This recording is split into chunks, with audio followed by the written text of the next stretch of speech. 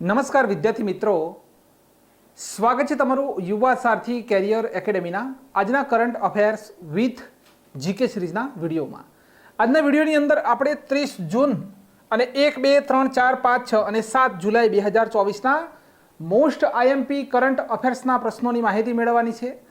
સાથે સાથે દરેક પ્રશ્ન રિલેટેડ જે પણ ડિટેલ છે આવનારી તમામ પરીક્ષાઓમાં પૂછાવા લાયક, તો તેની પણ વિસ્તૃત માહિતી આપણે જોઈશું. તો વિદ્યાર્થી મિત્રો, આગળ આપણો પ્રશ્ન છે કે ભારત અને કયા દેશની વચ્ચે મૈત્રી યુદ્ધ અભ્યાસનું આયોજન થયેલું છે. મૈત્રી યુદ્ધ અભ્યાસ કયા બે દેશોની વચ્ચે થાય છે? લખે છે કે મલેશિયા, થાઈલેન્ડ, અમેરિકા અને ઇન્ડોનેશિયા. તો જ્યારે મૈત્રી લખેલું હોય ત્યારે આપણો કરેક્ટ આન્સર આવશે કે થાઈલેન્ડ. તો મૈત્રી યુદ્ધ અભ્યાસનું આયોજન ભારત અને થાઈલેન્ડની વચ્ચે થાય છે. તો થાઈલેન્ડ અને ભારત દેશની વચ્ચે મૈત્રી યુદ્ધ અભ્યાસ 2024નું આયોજન થયું. આ વર્ષે કયું સંસ્કરણ? તો 13મા નંબરનું સંસ્કરણ છે. પ્રથમ સંસ્કરણનું આયોજન ક્યારે થયું હતું? તો 2006ની અંદર પ્રથમ સંસ્કરણ આયોજિત થયું હતું. 1 વર્ષ ભારત અને 1 વર્ષ થાઈલેન્ડ, બરાબર. 2022માં જે આયોજન થયું હતું તે કઈ જગ્યાએ થયું હતું? તો મેઘાલયના ઉમરોઈ જે છે, મેઘાલયનું જે ઉમરોઈ છે તેની અંદર 2022ની અંદર આ યુદ્ધ અભ્યાસનું આયોજન કરવામાં આવ્યું હતું. હવે એક્સરસાઇઝ અયોધ્યા આ ચર્ચામાં છે. તો આ એક નેવલ એક્સરસાઇઝ છે, એટલે કે નેવીની એક્સરસાઇઝ છે અયોધ્યા. થાઈલેન્ડ સાથે કરીએ છીએ. આ પણ નોંધ કરજો કે અયોધ્યા તો પણ થાઈલેન્ડ સાથે અને મૈત્રી તો પણ થાઈલેન્ડ સાથે. હવે લખે છે કે સેમ ભારત, તો આ એરફોર્સની એક્સરસાઇઝ છે તે પણ આપણે થાઈલેન્ડ સાથે કરીએ છીએ. કઈ? તો સેમ ભારત. ત્યાર પછી યુએઈ સાથે કઈ એક્સરસાઇઝ કરીએ છીએ? તો ડેઝર્ટ સાયક્લોન, ડેઝર્ટ નાઇટ. આ બંને જે એક્સરસાઇઝ છે, ડેઝર્ટ સાયક્લોન અને ડેઝર્ટ નાઇટ, આ બંને આપણે યુએઈ સાથે કરીએ છીએ. અને સી ડિફેન્ડર અને ટાઈગર ટ્રમ્પ, તર્કસ, આ 3 યુદ્ધ અભ્યાસ જે 2024ની અંદર થયા તે આપણે કોની સાથે કરીએ છીએ? તો અમેરિકા દેશની સાથે કરીએ છીએ. તો આ પ્રશ્નની અંદરથી યાદ રાખજો કે મૈત્રી તો આપેલું જ છે. તો મૈત્રી, સેમ ભારત અને ત્રીજી કઈ એક્સરસાઇઝ છે? તો સેમ ભારત યાદ રાખજો, એ એરફોર્સની એક્સરસાઇઝ છે. અયોધ્યા જે છે તે નેવલ એક્સરસાઇઝ છે. અને આ જે મૈત્રી યુદ્ધ અભ્યાસ છે, આ 3 એક્સરસાઇઝ આપણે થાઈલેન્ડ દેશની સાથે કરીએ છીએ. પરીક્ષાલક્ષી મોસ્ટ આઈએમપી મુદ્દો છે. આગળ જોઈએ તો કેન્દ્ર સરકારની યોજના જે છે તેના તર્જ ઉપર મુખ્યમંત્રી કિસાન સન્માન નિધિ યોજના કયા રાજ્ય દ્વારા શરૂ કરવામાં આવેલી છે? ઓપ્શન છે કે મધ્યપ્રદેશે શરૂ કરી, છત્તીસગઢ, ઝારખંડ અને રાજસ્થાન. તો આ યોજના શરૂ કરવામાં આવેલી છે રાજસ્થાન રાજ્ય દ્વારા. રાજસ્થાનના મુખ્યમંત્રીનું નામ છે ભજનલાલ શર્મા, બરાબર, ભજનલાલ શર્મા. તો રાજસ્થાનના મુખ્યમંત્રી ભજનલાલ શર્મા દ્વારા કિસાન સન્માન નિધિ યોજનાની શરૂઆત કરવામાં આવેલી છે. રાજ્યના ખેડૂતોને દર વર્ષે 2000 રૂપિયા, કેટલા? તો 2000 રૂપિયા મળશે. હવે પ્રધાનમંત્રી કિસાન સન્માન નિધિ જે યોજના છે એ કેન્દ્ર સરકારની છે અને જેની અંદર જે ખેડૂત છે તેમને 2000ના 3 હપ્તા મળે છે, એટલે કે 6000 રૂપિયા ટોટલ મળે છે. પ્રધાનમંત્રી કિસાન જે સન્માન નિધિ યોજના જે છે તેની શરૂઆત 24મી ફેબ્રુઆરી 2019માં ગોરખપુર ઉત્તર પ્રદેશથી થઈ હતી. બેટી બચાવો બેટી પઢાઓ યોજનાની શરૂઆત કઈ જગ્યાએથી થઈ હતી? તો તે હરિયાણાના પાણીપતથી 2015ની અંદર આ શરૂઆત થયેલી છે. વાત થયેલી છે રાજસ્થાનની કેપિટલ તો આપણે જોઈએ છીએ કે જયપુરને પિંક સિટી તરીકે ઓળખવામાં આવે છે. મુખ્યમંત્રી તો ભજનલાલ શર્મા છે. ગવર્નર કોણ છે? રાજ્યપાલ તો કલરાજ મિશ્રા છે. રાજકીય પશુ ચિકારા ઊંટ, બરાબર. રણથંભોર, રાજસ્થાનની અંદર ટાઈગર રિઝર્વ કયા આવેલા છે? તો એક તો છે કે રણથંભોર, બરાબર. ત્યાર પછી છે સરિસ્કા, મુકુંદરા, રામગઢ વિષધારી અને ધૌલપુર કરોલી જે ટાઈગર રિઝર્વ છે તે રાજસ્થાનની અંદર આવેલા છે. તો રાજસ્થાન રાજ્ય દ્વારા મુખ્યમંત્રી કિસાન સન્માન નિધિ યોજનાની શરૂઆત કરવામાં આવેલી છે. નેક્સ્ટ છે કે લોસ એન્જલસમાં આયોજિત ઇન્ડિયન ફિલ્મ ફેસ્ટિવલમાં કઈ ભારતીય ફિલ્મને ગ્રેન્ડ જ્યુરી એવોર્ડ જીત્યો? લખે છે girls we be girls, all we imagine as light, the shameless, the elephant whisper. જે આ 4 મૂવી આપવામાં આવેલી છે અને એની અંદર આપણો કરેક્ટ આન્સર છે કે ગર્લ્સ વિલ બી ગર્લ્સ. આ જે મૂવી છે જેણે યુએસએની અંદર ઇન્ડિયન જે ફિલ્મ ફેસ્ટિવલ છે તેની અંદર ગ્રેન્ડ જ્યુરીનો એવોર્ડ જીત્યો છે. આગળની વાત કરીએ તો કાન્સ ફિલ્મ ફેસ્ટિવલ 2024નું 77મું સંસ્કરણ જે આયોજિત થયું તેમાં Payal કાપડિયાની all we imagine as light જે પિક્ચર છે બી નંબરનો ઓપ્શન જે છે આ મૂવીએ ગ્રેન્ડ પિક્સ એવોર્ડ જીત્યો હતો. ભારત દેશ દ્વારા પ્રથમ વખત કાન્સ ફિલ્મ ફેસ્ટિવલમાં ભારત પર્વની શરૂઆત કરવામાં આવેલી છે.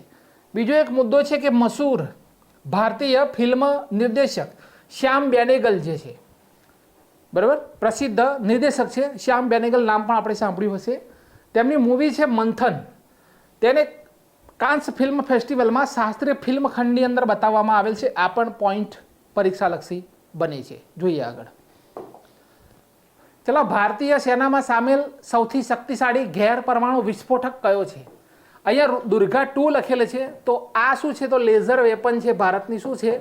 તો આ છે લેઝર વેપન, બરાબર, એક લેઝર હથિયાર છે ભારતનું દુર્ગા 2. નાગસ્ત્ર 1 લખે છે.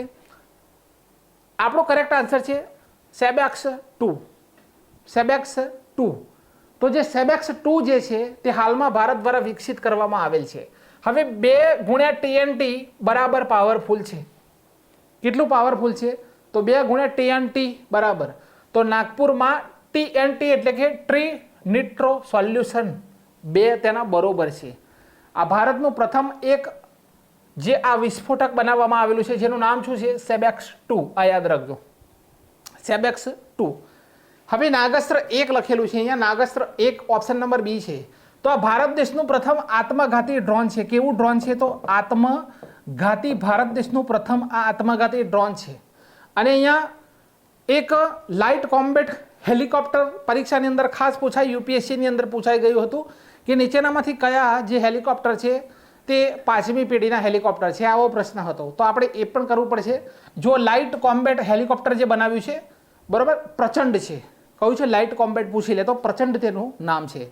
તો અહીંયા ભારતીય સેનામાં સામેલ સૌથી શક્તિશાળી ગેર પરમાણુ વિસ્ફોટક બનાવ્યો તેનું નામ છે સેબેક્સ 2. આગળનો પોઈન્ટ કે ભારત અને મંગોલિયાની વચ્ચે 16મા નંબરનો નોમેડિક એલિફન્ટ. ભાઈ, નોમેડિક એલિફન્ટ આ યુદ્ધ અભ્યાસ કોની વચ્ચે થાય છે? તો કરેક્ટ આન્સર છે ભારત અને મંગોલિયાની વચ્ચે. તો લખે છે કે આયોજન કઈ જગ્યાએ કરવામાં આવ્યું? તો કરેક્ટ આન્સર છે મેઘાલયના ઉમરોઈની અંદર, બરાબર, મેઘાલય. આર્મીની આ એક એક્સરસાઇઝ છે, એટલે કે ભારતીય આર્મીની છે. પ્રથમ 2004માં આયોજન થયું હતું અને 2023માં મંગોલિયાની અંદર આયોજન થયું હતું. તો 1 વર્ષ ભારતની અંદર, 1 વર્ષ મંગોલિયાની અંદર. ક્લિયર છે? આગળ જોઈએ. હવે લખે છે કે ડ્રાઈવર વગરની ભારત દેશની પ્રથમ મેટ્રો લાઇન કઈ બને છે? ટ્રેન નહીં, મેટ્રો લાઇન પૂછવામાં આવી રહ્યું છે. ડ્રાઈવર વગરની મેટ્રો લાઇન. તો અહીંયા લખે છે કલકત્તા, મજેન્ટા, ઇન્દોર અને પૂના. પણ અહીંયા આપણો કરેક્ટ આન્સર છે કે દિલ્હી. કઈ છે? અહીંયા દિલ્હી આપણે લખી દઈશું. અહીંયા આપણે દિલ્હી લખી દઈશું. તો દિલ્હી મેટ્રોની મજા લાઇન, બરાબર, સોરી અહીંયા મજેન્ટા છે, આ દિલ્હીનું સ્થળ છે મજેન્ટા, બરાબર. શું છે? તો દિલ્હીનું આ સ્થળ છે મજેન્ટા. ડ્રાઈવર વગરની ટ્રેનવાળી દેશની પ્રથમ મેટ્રો લાઇન બની છે, બરાબર. આ ભારત દેશની પ્રથમ મેટ્રો લાઇન બની છે. નોઈડાના બોટાનિકલ ગાર્ડનથી જનકપુરી વેસ્ટ સુધી 29 ટ્રેન ડ્રાઈવર વગર આ ટ્રેક ઉપર ચાલી રહી છે. તો ભારત દેશની પ્રથમ કહેવાય છે કે ડ્રાઈવર લેસ મેટ્રો લાઇન કઈ બની? તો યાદ રાખજો મજેન્ટા, દિલ્હીની જે મેટ્રો લાઇન છે તે, બરાબર. એક પોઈન્ટ છે હુગલી નદી, બરાબર. હુગલી કઈ જગ્યાએ આવ્યું ભાઈ? આ હુગલી જે છે, આ હુગલી આવ્યું ભાઈ કલકત્તાની અંદર. હવે જે હુગલી જે છે તેને જ ગંગા કહેવામાં આવે છે.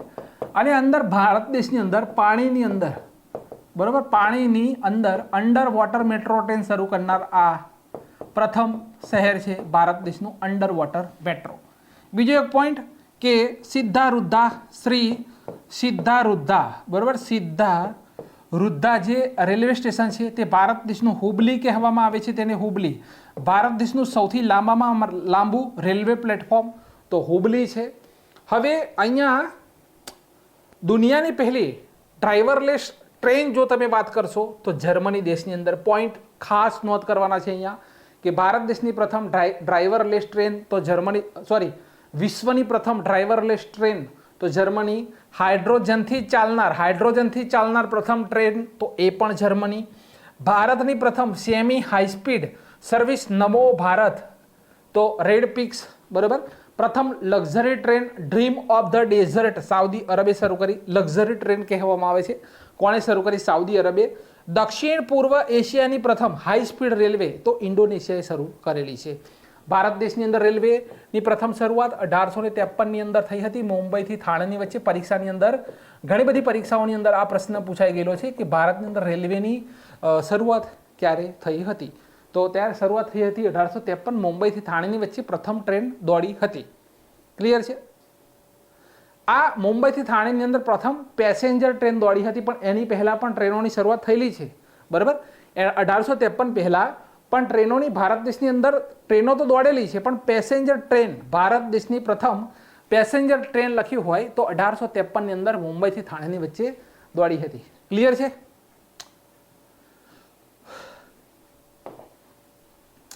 અંડર 23 એશિયન કપ કુસ્તી ચેમ્પિયનશિપ 2024માં પ્રથમ સ્થાન કયા દેશનું છે? તો આપણે યાદ રાખીશું કે ભાઈ ભારત દેશ, બરાબર. કુસ્તી ચેમ્પિયનશિપ 2024માં ભારત પ્રથમ નંબરે. ભારત દેશે ભાઈ 8 તો મેડલ જીત્યા, 4 ગોલ્ડ, 2 સિલ્વર ને 2 બ્રોન્ઝ જીત્યા. હવે કોણે કોણે જીત્યા જે ગોલ્ડ મેડલ તે ખાસ તમારે નોંધ કરવી પડશે કે ભાઈ અભિમન્યુ, જ્યોતિ કુમાર, સાહિલ ગજલાન અને અનિરુદ્ધ કુમાર, આ 4 વ્યક્તિ જે છે તે ગોલ્ડ મેડલ જીત્યા છે. તો એશિયન અંડર 23 એશિયન કુસ્તી ચેમ્પિયનશિપ જે આયોજન થયું તેમાં ભારત દેશ પ્રથમ નંબરે છે. હવે જુઓ, અહીંયા લખેલું છે કે રાઇઝોટોપ પરિયોજના કયા પ્રાણી માટે શરૂ કરવામાં આવી? તો રાઇઝોટોપ તો રાઇનો એટલે કે ગેંડો, બરોબર. રાઇનો એટલે કે દેશી ભાષામાં ગેંડો. તો કોના માટે શરૂ કરવામાં આવેલી છે? તો ગેંડા માટે, બરાબર. એક મુદ્દો અહીંયા પહેલો જ આપણે ક્લિયર કરી દઈએ કે જે ગેંડો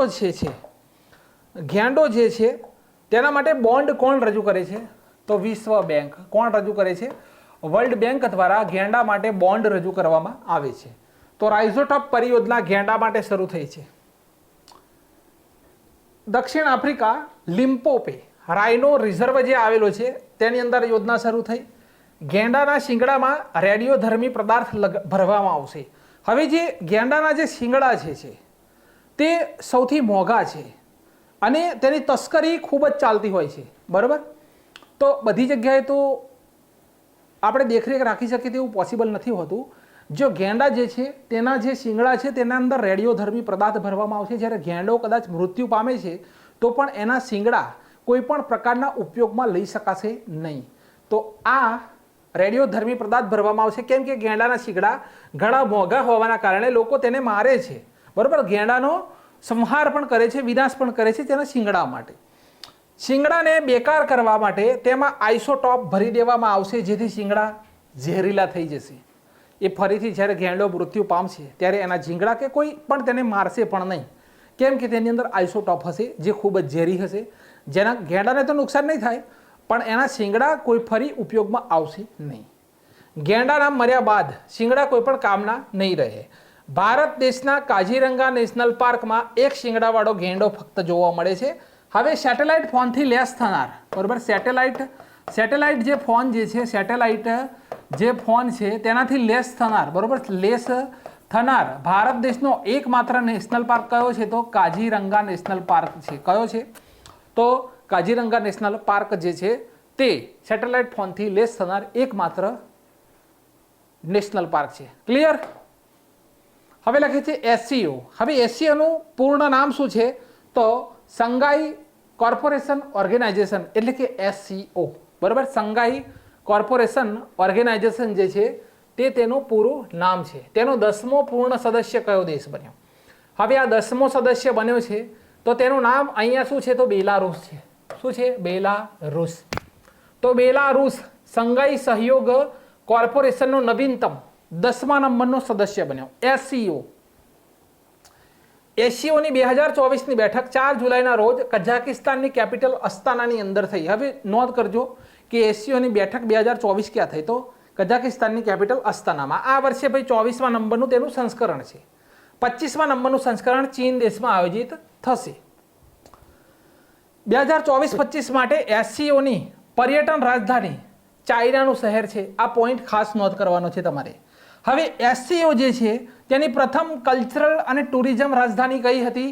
તો આ પણ પ્રશ્ન પરીક્ષામાં પૂછાયેલો છે અને એ છે આપણો કરેક્ટ આન્સર કે ભાઈ વારાણસી હતી. કઈ હતી? તો વારાણસી. સભ્ય દેશોને નોંધ કરવાના છે ખાસ. ચીન દેશ છે, કઝાકિસ્તાન છે, કિર્ગિસ્તાન છે, રશિયા છે, બરાબર, રશિયા છે, તાજિકિસ્તાન છે. તેના દ્વારા 1996ની અંદર સંઘાઈ વી નામથી તેની સ્થાપના કરવામાં આવી હતી. 2001ની અંદર ઉઝબેકિસ્તાન સામેલ થવા ઉપર તેનું નામ એસસીઓ પડ્યું. શું નામ પડ્યું? તેનું નામ એસસીઓ પડ્યું. હવે મુખ્ય મથક કઈ જગ્યાએ આવેલું છે? તો ચીનની બેઇજિંગ સિટીની અંદર એસસીઓનું મુખ્ય મથક કઈ જગ્યાએ આવેલું છે? તો ચીન દેશની બેઇજિંગ સિટી.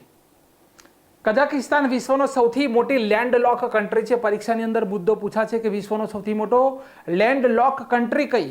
તો આપણો કરેક્ટ આન્સર આવશે ભાઈ કે કઝાકિસ્તાન. હવે એસસીઓ નો 9મા નંબરનો સદસ્ય ઈરાન બન્યો હતો અને 10મો સદસ્ય બેલારુસ અત્યારે બન્યો છે. હવે વાત કરી લઈએ ભાઈ NATO, North Atlantic Treaty Organization, જેનો 32મો નવો સદસ્ય બન્યો છે સ્વીડન. ક્લિયર? હવે યાદ કરો કે આઈએસએ ઇન્ટરનેશનલ સોલર અલાયન્સ, જેનો 100મા નંબરનો સદસ્ય બન્યો પરાગ્વે દેશ બન્યો છે. કયો બન્યો છે? પરાગ્વે. હવે G20 ની અંદર નવો સદસ્ય કયો દેશ ઉમેરાયો? તો હવે G20 જે છે તેને G21 કહેવામાં આવે છે. બરાબર, G21 કહેવામાં આવે છે અને તેનો નવો સદસ્ય દેશ છે આફ્રિકન યુનિયન. આસિયાન, બરાબર, આસિયાન 11મો, તો ઈસ્ટ તિમોર જે છે તે 11મો સદસ્ય બન્યો છે આસિયાન. બ્રિક્સ, તો 5 નવા સદસ્યો ઉમેરાયા. બ્રાઝિલ, રશિયા, ઇન્ડિયા, ચાઇના અને સાઉથ આફ્રિકા તો હતા જ, પણ જેની અંદર 5 નવા, એક તો સાઉદી અરબ ઉમેરાયો, યુએઈ, ઇજિપ્ત, ઈરાન અને ઇથોપિયા. આ 5 નવા તેના સદસ્ય બન્યા. એટલે હવે કેટલા છે? આ 5 અને આ બીજા 5. હવે બ્રિક્સ જે છે તે 10 સદસ્ય છે. હવે તેનું નવું નામ જાહેર થશે, હજુ સુધી જાહેર થયું નથી. નેક્સ્ટ પોઈન્ટ, રાષ્ટ્રીય ચિકિત્સા આયોગ જે છે તેના અધ્યક્ષ કોણ બન્યા? તો તેના અધ્યક્ષ બન્યા છે BN Gangadhar. Doctor BN Gangadhar તેના અધ્યક્ષ બન્યા છે. તો ભારત દેશમાં ચિકિત્સા, શિક્ષા અને સ્વાસ્થ્ય સેવા પ્રશાસનને વધારવા માટે ડોક્ટર BN ગંગાધરને રાષ્ટ્રીય ચિકિત્સા આયોગના પ્રમુખ બનાવ્યા છે. રાષ્ટ્રીય ચિકિત્સા આયોગની સ્થાપના 25 સપ્ટેમ્બર 2020માં. મુખ્ય મથક નવી દિલ્હી, ભારત. Clear point? જુઓ આગળ. સરસ્વતી અમ્મા એવોર્ડ કોને મળ્યો? સરસ્વતી અમ્મા એવોર્ડ તો લેખિકા અને નારીવાદી કાર્યકર્તા P. Geeta, option number C.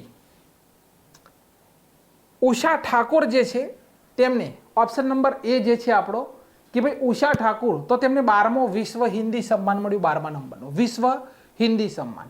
Sanjana Thakor લખે છે તો 2024નો કોમનવેલ્થ શોર્ટ સ્ટોરી એવોર્ડ મળ્યો છે. કોને? તો ઓપ્શન નંબર છે સંજના ઠાકોર. અને અરુંધતી રોય જે છે તો બધાને ખબર છે કે પેન પ્રિન્ટર એવોર્ડ 2024 મળ્યો. ક્લિયર છે મુદ્દા? જુઓ આગળ.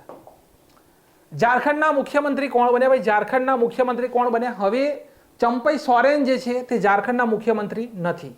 તો ઝારખંડના નવા મુખ્યમંત્રી કોણ બન્યા? ભાઈ હેમંત સોરેન જે છે તેમના વિરુદ્ધ કોઈ પણ કાર્ય હશે જેના લીધે તેઓ જેલમાં હતા, પણ જેલમાં જતા પહેલા તેમણે રાજીનામું આપ્યું હતું કાયદેસર અને ચંપઈ સોરેન ઝારખંડના મુખ્યમંત્રી બન્યા હતા.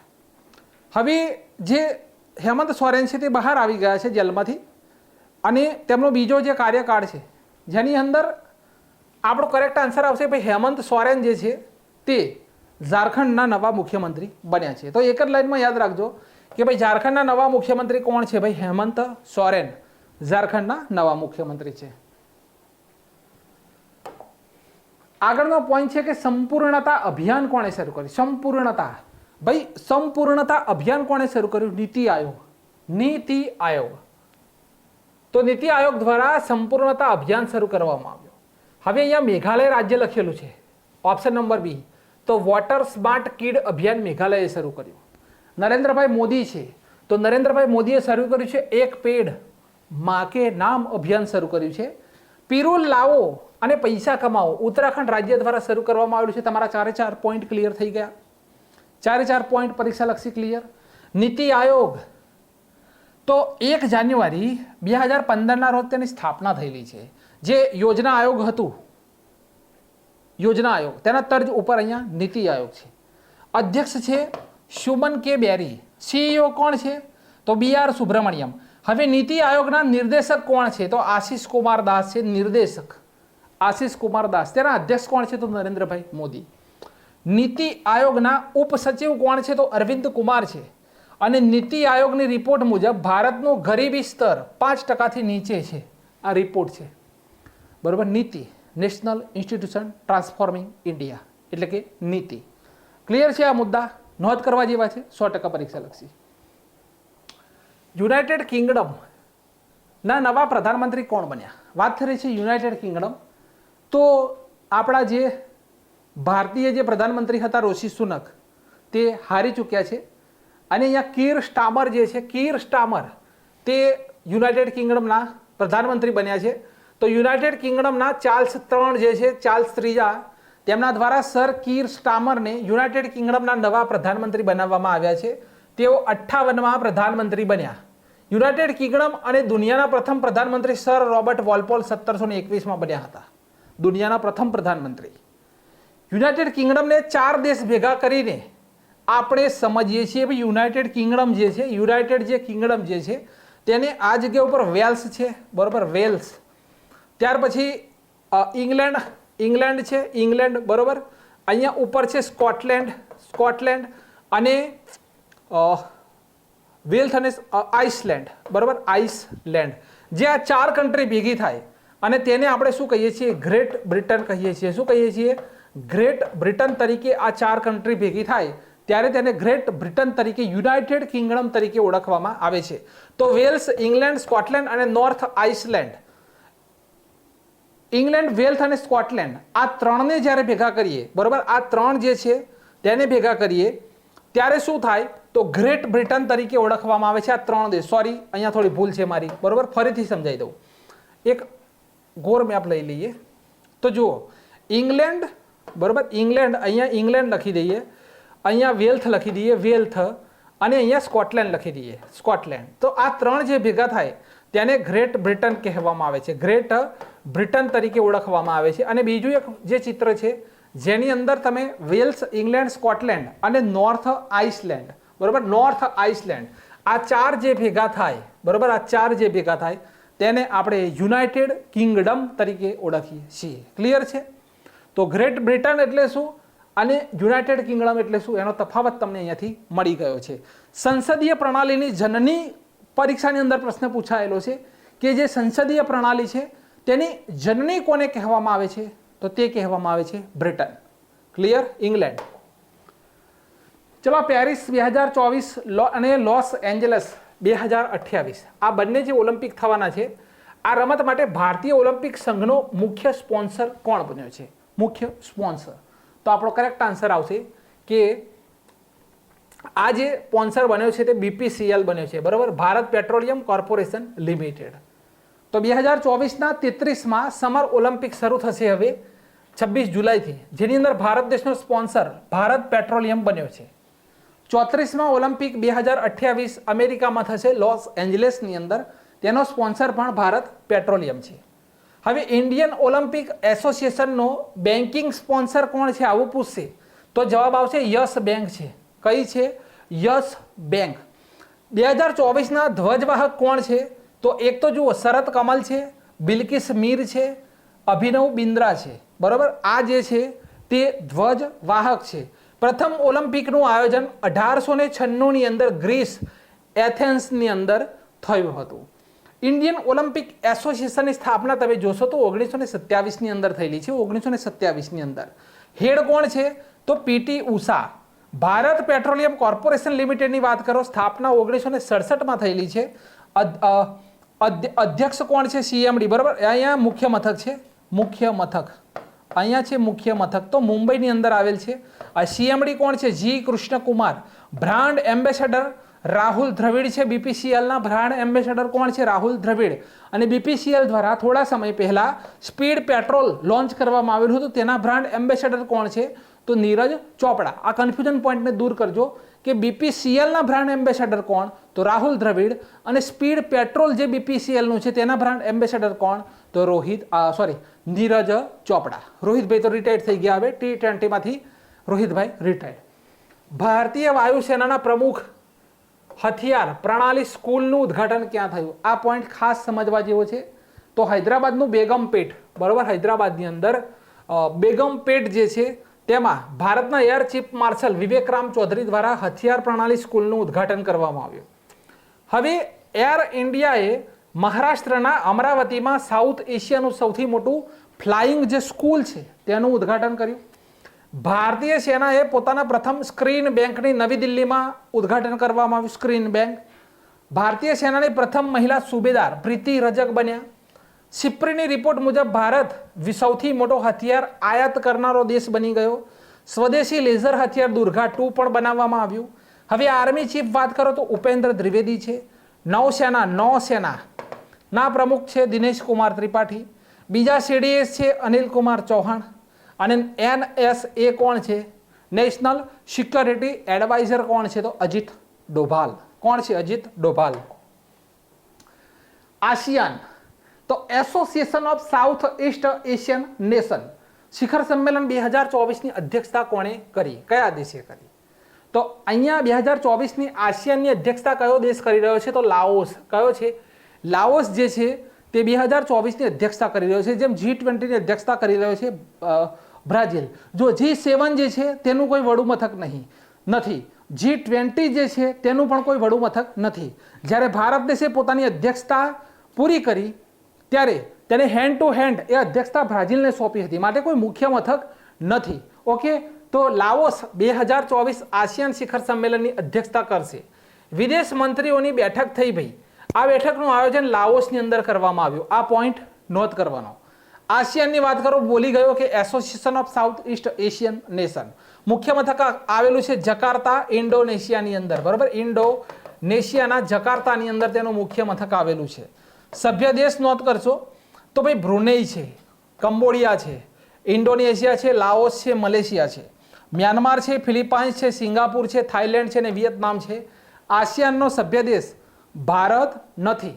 બરાબર. ભારત નથી. ક્લિયર કરજો. હવે જો G7 શિખર સમિટનું આયોજન કઈ જગ્યાએ થયું? તો આપણા પ્રધાનમંત્રી નરેન્દ્રભાઈ મોદી ફરીને આવ્યા તે જગ્યા ઉપર, ઇટાલી. બરાબર. G20 તો બ્રાઝિલની અંદર અધ્યક્ષતા છે બ્રાઝિલ પાસે. બ્રિક્સની અધ્યક્ષતા રશિયા પાસે છે. બ્રાઝિલ, રશિયા, ઇન્ડિયા, ચાઇના અને સાઉથ આફ્રિકા અધ્યક્ષતા છે રશિયા પાસે. ક્વાડની અધ્યક્ષતા 2024 કરી રહ્યું છે આપણું ભારત દેશ. COP29 બાકુ અઝરબૈજાનની અંદર આયોજન થશે. COP33નું આયોજન ભારતમાં થશે. આસિયાનની અધ્યક્ષતા લાઓસ દેશ કરી રહ્યો છે. અને SCO સંઘાઈ કોર્પોરેશન ઓર્ગેનાઇઝેશનની અધ્યક્ષતા કઝાકિસ્તાન કરી રહ્યો છે. આ મોસ્ટ IMP કન્ટેન્ટ છે આ તમારી પરીક્ષા લક્ષી. 2023-24ના વર્ષ દરમિયાન ભારતમાં વાર્ષિક રક્ષા ઉત્પાદન કેટલું થયું છે? ભાઈ રક્ષા ઉત્પાદન છે 1,26,887 કરોડ. આ પોઈન્ટ નોંધ કરી લેવાનો. એક જ લીટીની અંદર. ડિફેન્સ એક્સપોર્ટની વાત કરીએ તો 2183 કરોડ રૂપિયા છે. આ ઉત્પાદન છે, આ એક્સપોર્ટ છે. ઉત્પાદન કેટલું થયું? તો 1,26,887 કરોડનું ઉત્પાદન અને ડિફેન્સ એક્સપોર્ટ તો 2183 કરોડ. ક્લિયર? જુઓ આગળ. પ્રેસ ઇન્ફોર્મેશન બ્યુરોના નવા મહાનિર્દેશક કોણ બન્યા? તો દેવેન્દ્ર ઓઝા થઈ ગયું છે, પણ અહીંયા ધીરેન્દ્ર છે. બરોબર. ધીરેન્દ્ર ઓઝા. તો Dhirendra Ojha Press Information Bureau ના મહાનિર્દેશક બન્યા છે. હવે ભાઈ આ શું છે? પ્રેસ ઇન્ફોર્મેશન બ્યુરો શું છે? તો જે આ એક સરકારી સંસ્થા છે. બરોબર. સરકાર અંતર્ગત આવતી સંસ્થા છે, જે સરકારની યોજનાઓ હોય, કેન્દ્ર સરકારનું કોઈ પણ વસ્તુ હોય તે જે આ પ્રેસ PIB કહેવામાં આવે છે. તમે જોયું હશે, PIB નો લોગો પણ જોયો હશે. PIB press Information bureau.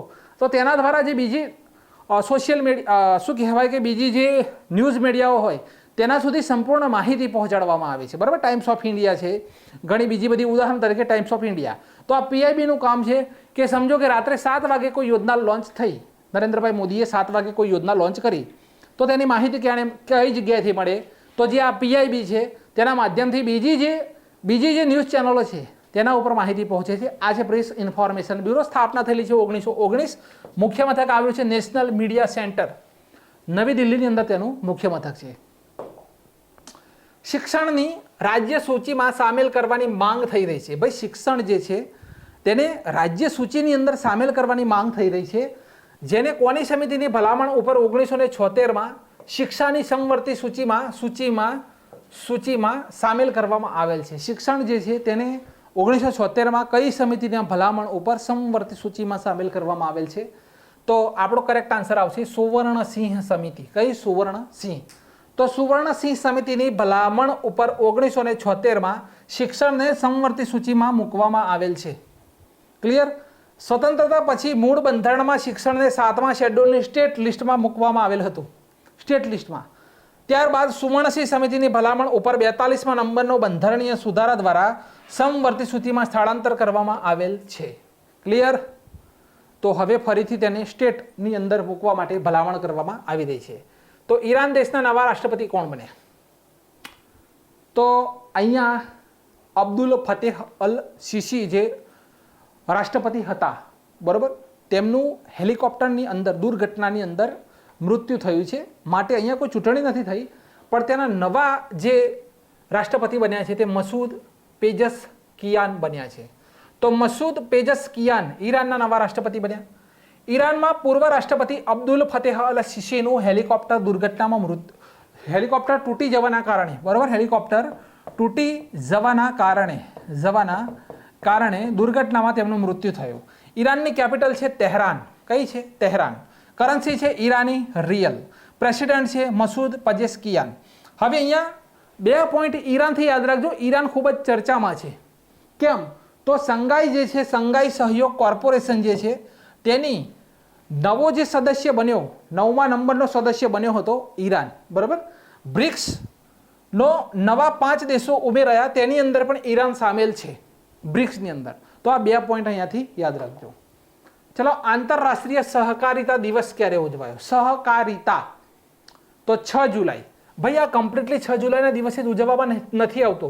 લખેલું છે કે 2024માં 6 જુલાઈના દિવસે સહકારિતા દિવસની ઉજવણી થઈ, બરોબર, 6 જુલાઈ. પણ જુલાઈ મહિનાનો પ્રથમ શનિવાર જ્યારે આવતો હોય ત્યારે સહકારિતા દિવસની ઉજવણી કરવામાં આવે છે. Theme cooperative building and best future for all. આ થીમ છે. 1 જુલાઈ ડોક્ટર દિવસ ઉજવ્યો, 1 જુલાઈ GST દિવસ ઉજવ્યો, 2 જુલાઈએ આપણે વર્લ્ડ સ્પોર્ટ્સ જર્નાલિસ્ટ દિવસ ઉજવ્યો, 3 જુલાઈએ આપણે આંતરરાષ્ટ્રીય પ્લાસ્ટિક બેગ મુક્ત દિવસ ઉજવ્યો. ક્લિયર? કયું શહેર પ્રથમ વખત ડુરન્ટ કપની અધ્યક્ષતા કરશે? ભાઈ, પ્રથમ વખત કરવા જઈ રહ્યું છે. આ 3 જે શહેર છે તેણે કરેલી છે અધ્યક્ષતા, પણ જમશેદપુર જે છે તે પ્રથમ વખત ડુરન્ટ કપની અધ્યક્ષતા કરશે. ડુરન્ટ મહત્વપૂર્ણ છે. એશિયા અને ભારત દેશનું સૌથી જૂનામાં જૂનો ફૂટબોલ ટુર્નામેન્ટ ડુરન્ટ કપની અધ્યક્ષતા જમશેદપુર કરશે. જમશેદપુર એટલે કે ઝારખંડ, બરાબર. આયોજન 27 જુલાઈથી 31 ઓગસ્ટ 2024. 2024માં 133મા નંબરનું સંસ્કરણ થવાનું છે. હા, કલકત્તા, બરાબર, એટલે કે પશ્ચિમ બંગાળ. કોકરાઝાર એટલે કે આસામ. કોકરાઝાર લખેલું છે અહીંયા, આ આસામ, બરાબર. શિલોંગ એટલે કે મેઘાલય. કલકત્તા એટલે પશ્ચિમ બંગાળ. જમશેદપુર એટલે ઝારખંડ. આ 4 જે શહેર છે તેની અંદર ડુરન્ટ કપનું આયોજન કરવામાં આવશે. હવે છે ડુરન્ટ જે કપ છે, આ ડુરન્ટ કપ છે તે જીતનાર પ્રથમ ભારતીય ક્લબ કયું હતું? 1940માં મોહમ્મડન. કયું છે? મોહમ્મડન ક્લબ બન્યું હતું. ક્લિયર? આગળ જુઓ. હાલમાં પાર્વતી કાલી સિંધ ચંબલ નદીને જોડવા માટે કયા 2 રાજ્યો સાથે કરાર કરવામાં આવેલો છે? તો આ કરાર થયો છે મધ્યપ્રદેશ અને રાજસ્થાન રાજ્યની વચ્ચે. હવે જે મધ્યપ્રદેશ અને રાજસ્થાન રાજ્યની સરકાર દ્વારા 72,000 કરોડ રૂપિયાના ખર્ચે પાર્વતી કાલી સિંધ ચંબલ નદીને જોડનાર પરિયોજના ઉપર હસ્તાક્ષર કરવામાં આવેલા છે. આ હસ્તાક્ષર કરવામાં આવેલા છે. પાર્વતી નદી મધ્યપ્રદેશના શિહોર જિલ્લામાં વિંધ્યાચલ પર્વતમાળામાંથી નીકળે છે. પાર્વતી નદી જેની લંબાઈ છે 471 કિલોમીટર, બરાબર, ચંબલની એક ઉપનદી ગણવામાં આવે છે. કાલી સિંધ મધ્યપ્રદેશ અને રાજસ્થાનમાં વહે છે. મધ્યપ્રદેશના બાગલી નામના ગામમાંથી પસાર થઈને વિંધ્યાચલ પહાડીઓમાંથી નીકળે છે, જે ચંબલની સહાયક નદી છે. લંબાઈ છે 150 કિલોમીટર. હવે ચંબલ નદીની વાત કરી લો તો મધ્યપ્રદેશના મોહની પાસે જાનાપાવ પહાડીમાંથી નીકળે છે. યમુનાની સહાયક નદી છે. લંબાઈ છે 960 કિલોમીટર. કેટલી? 960 કિલોમીટર. ચલો, લદ્દાખમાં ચીનની સામે તૈનાત ભારતીય દળોને ટૂંક જ સમયમાં સ્વદેશી બનાવટની ટેન્ક જોરાવર મળવા જઈ રહી છે. તો આ જે ટેન્ક જે છે જોરાવર, શા માટે મહત્વ છે, શા માટે ભાઈ સાહેબ લઈને આવ્યા? તો આ જોરાવર ટેન્કનું નિર્માણ ગુજરાતની અંદર કરવામાં આવેલું છે, માટે આ પોઈન્ટ મહત્વનો. તો આ ટેન્ક ભારતની premier Defence Research Agency Defence Research and Development Organisation DRDO અને ખાનગી ક્ષેત્રની firm Larsen and Toubro LNT દ્વારા બનાવવામાં આવેલી છે. લાઇટ ટેન્ક જોરાવરનું વજન 25 ટન. ફક્ત સૌથી અત્યાર સુધીની હલકામાં હલકી આ ટેન્ક છે, જેનું વજન છે માત્ર 25 ટન. ચલો, એકલા હાથે આતંકવાદીઓને મારનાર ગુજરાતી વીર સપૂતને મોટું સન્માન. તો ભાઈ અહીંયા તમે ઇમેજની અંદર જોઈ રહ્યા છો, તો આપણા ગુજરાતના વીર પુરુષ છે જેમને રાષ્ટ્રપતિ દ્રૌપદી મુર્મુ દ્વારા તેમનું સન્માન કરવામાં આવેલું છે. તો ગુજરાતના જવાનને શૌર્ય ચક્ર એનાયત કરવામાં આવેલું છે. 21મી મહાર વન રેજિમેન્ટના એકમાત્ર ગુજરાતી જવાન સંજય બારિયાને, બરાબર, સંજય બારિયા, રાષ્ટ્રપતિ દ્રૌપદી મુર્મુના હસ્તે શૌર્ય પદક એનાયત કરવામાં આવ્યું. ત્યારે આ જવાનની છાતી ગજગજ ફૂલી ગઈ. સંજય બારિયા પંચમહાલ જિલ્લાના શહેરા તાલુકાના ખોજલવાસા ગામના વતની છે. તો ભાઈ આપણા ગુજરાતના સંજય જે બારિયા છે, બરાબર, તેમને રાષ્ટ્રપતિ શ્રી દ્રૌપદી મુર્મુ દ્વારા શૌર્ય ચક્ર આપવામાં આવ્યું. આજના કરંટ અફેર્સનો છેલ્લો પ્રશ્ન કે વિનેશ ફોગાટે સ્પેનિશ ગ્રાન્ડ પ્રિક્સમાં જીત્યો ગોલ્ડ મેડલ. તો અહીંયા આપણે જોઈ રહ્યા છીએ, આ છે વિનેશ ફોગાટ. તો ભારતની પ્રતિષ્ઠિત પહેલવાન છે વિનેશ ફોગાટ. તેમણે શનિવારે સ્પેનમાં સ્પેનિશ ગ્રાન્ડ પ્રિક્સમાં મહિલાઓની 50 કિલોગ્રામ વર્ગની ફાઇનલમાં જીત મેળવી છે. વિનેશે સ્પેનના મેડ્રિડ ખાતે મહિલાના 50 કિલોગ્રામ વર્ગમાં ગોલ્ડ મેડલ હાંસલ કર્યો છે. તો વિનેશ ફોગાટે જીત્યો ગોલ્ડ મેડલ. કરંટ MP સાબિત થશે. પહેલો જ પ્રશ્ન છે કે CBDTના અધ્યક્ષ કોણ બન્યા? બરાબર, CBDT અહીંયા ઇમેજ જોઈ રહ્યા છીએ, તેમનું નામ છે રવિ અગ્રવાલ. શું નામ છે? રવિ અગ્રવાલ. હવે આ CBDT એટલે કે central board of direct tax, બરાબર, central board of direct tax,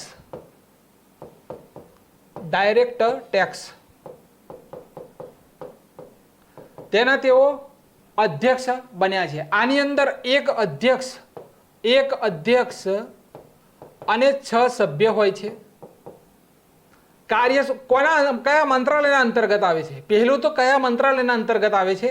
તો આ નાણાં મંત્રાલય તો ખરું જ, નાણાં મંત્રાલયના મહેસૂલ વિભાગ, બરાબર, નાણાં મંત્રાલયના મહેસૂલ વિભાગ અંતર્ગત આવે છે. તેનું કાર્ય શું છે? તો એક તો કેન્દ્ર સરકારને માર્ગદર્શન, બરાબર, કેન્દ્ર સરકારને કેન્દ્ર સરકારને માર્ગદર્શન આપે છે. અને બીજું જે પ્રત્યક્ષ કર જે છે તેની દેખરેખ, બરાબર, તેની દેખરેખ, તેનો ઘટાડો વધારો, બરાબર, ઘટાડો વધારો, આ બધું જ કોના સ્થાને છે? CBDT પાસે છે, બરાબર, central board of direct tax. હવે બીજો એક મુદ્દો છે CBIC, બરાબર, CBIC, central board of indirect tax, બરાબર, central board of indirect tax, indirect tax. તેમની પાસે central board of indirect taxes and custom નામ ચેન્જ કરવામાં આવેલું છે, ટેક્સ એન્ડ કસ્ટમ્સ, બરાબર, આ તેનું પૂરું નામ છે, central board of indirect tax and custom. હવે આ મુદ્દો શા માટે કહી રહ્યો છું? તો આ મુદ્દો એટલા માટે કહી રહ્યો છું કે બંને અગ્રવાલ છે. અહીંયા રવિ અગ્રવાલ છે અને અહીંયા સંજય અગ્રવાલ છે, બરાબર, સંજય અગ્રવાલ. માટે આ તમારા માટે મહત્વપૂર્ણ છે, બરાબર. માટે આ તમારા માટે મહત્વપૂર્ણ છે. CBIC central board of indirect tax and custom, અને અત્યારે વાત થઈ રહી છે CBDT એટલે કે central board of direct tax, અને જેના અધ્યક્ષ કોણ બન્યા છે તો રવિ અગ્રવાલ. કોણ બન્યા? સમગ્ર આંતરિક આવકની દેખરેખ, બરાબર, સમગ્ર આંતરિક જે આવક છે તેની દેખરેખ, કરની અંદર વધારો ઘટાડો CBDT પાસે છે. કોની પાસે? CBDT પાસે. અહીંયા જે નીચે વાત કરી રહ્યા છે CBIC central board of indirect taxes and custom, તો કસ્ટમ ડ્યુટી અને કલેક્શન પોલિસી, બરાબર, કસ્ટમ ડ્યુટી કલેક્શન પોલિસી તેમજ CGST અને ઇન્ટિગ્રેટેડ GST IGST સેટ કરવાનો હવાલો કોની પાસે છે તો CBIC પાસે છે.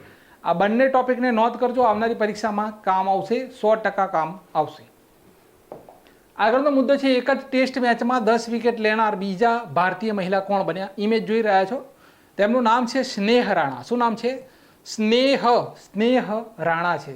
તો આ સ્નેહ રાણા છે તે એક જ ટેસ્ટ મેચમાં 10 વિકેટ લેનાર. 10 વિકેટ એટલે છેલ્લો એક બલ્લેબાજ હોય તે આઉટ થાય નહીં, બાટે 10 વિકેટ. તો કોણ બન્યા? સ્નેહ રાણા.